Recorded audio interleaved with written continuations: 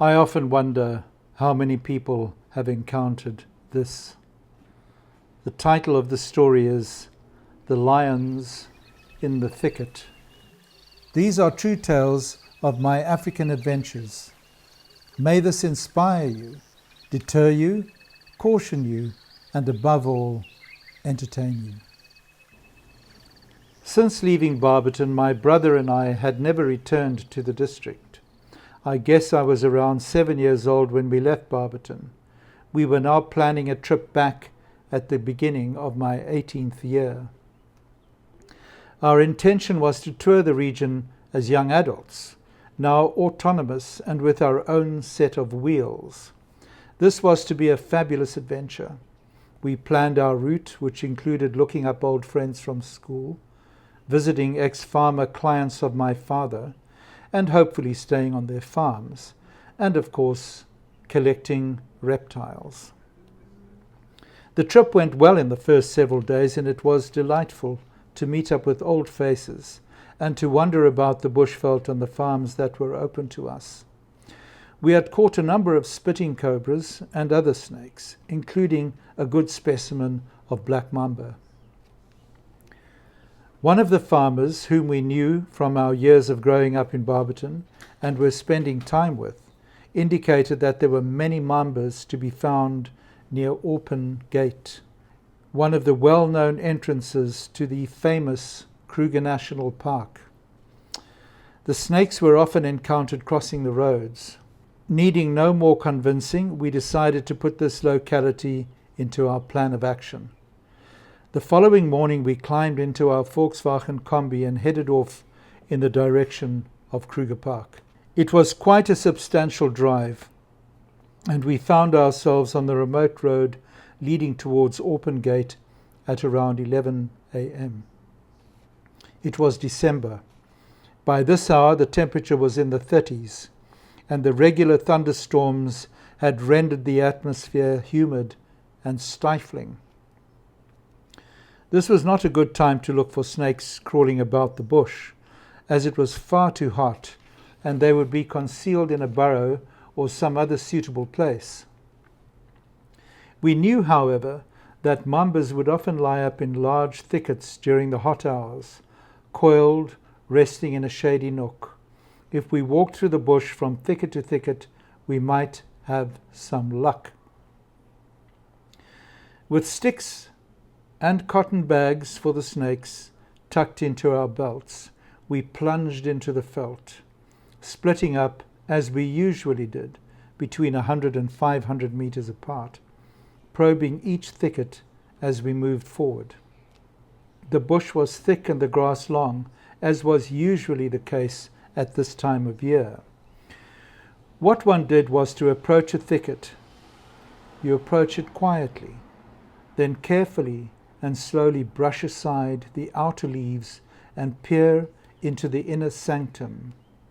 One would then move into the thicket, listening for the distinctive sound of a heavy-bodied snake moving off. You then scan the sandy, leafy floor and logs from old fallen trees. These were inevitably strewn across the ground. Well, it was all very exciting, and we proceeded with much enthusiasm. I moved ahead briskly to a rather large thicket which I thought looked promising. There were ant-bear holes all over the place, termite mounds, and other obstacles. I had to skirt around these. As I approached the thicket in question, I pushed aside the overhanging branches and peered inward. The foliage, being so dense, was particularly dark in this thicket, and my eyes needed to grow accustomed to the dim light. I walked slowly forward towards the center, where I could gain an all-round view of the potential lying-up spot of a mamba. The usual logs and other obstacles were in abundance. Suddenly, I became confused. I was confused as a number of the logs and other obstacles strewn about under the tree had started moving in my direction. My hair stood up straight. I had blundered into a pride of lions. They would attack me, tear me apart, and eat me. It seems there were between 7 and 8 lionesses, and a male lion to my center right. My eyes became blurred with liquid. I blinked several times to try to clear them. I could absolutely not believe what I was looking at. I remember the tails of all the lionesses swishing backwards and forwards, each black tip flicking, as lions do. They were all hugging the ground on all fours, staring directly into my face, some of them with their mouths drawn up in the type of snarl you never want to see. The male, which was huge, let out a guttural growl which sent shockwaves through my body.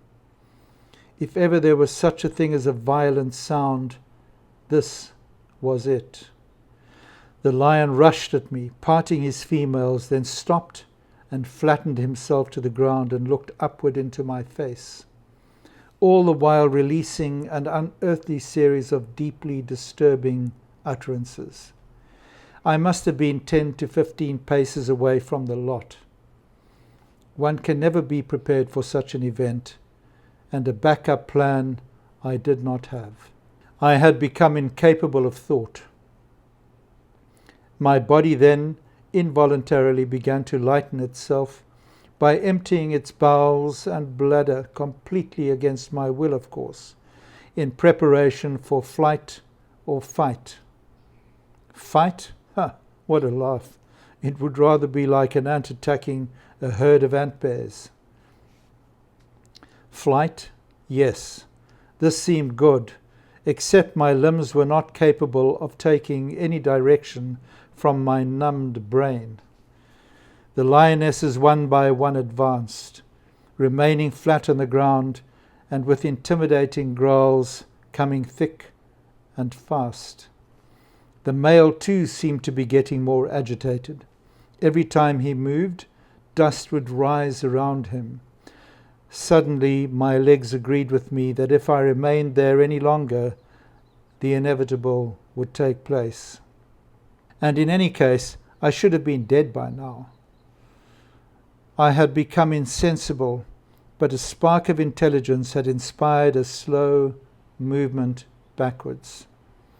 It was a noisy exit. They continued to voice their disapproval and other intentions. As one foot after the other, I retreated. I fully expected the attack to come at any second, and so with each horrifying moment, I felt no relief. I felt the outer branches brush against my back, and I knew I was about to exit the lion's den. My consciousness was so elevated that I had developed subtle sight to my rear, to the extent that I was avoiding the ant bear holes, the ant heaps, and other numerous obstacles, without so much as tripping or bumping into anything. I must have walked backwards for at least 100 meters, eyes fixed on the thicket, before I turned and made a lame attempt at running.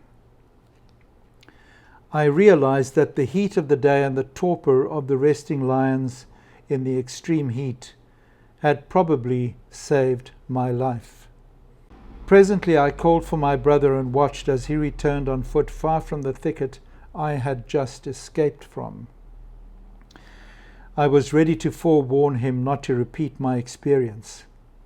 He came directly to the vehicle. We climbed in and drove off without much conversation at all.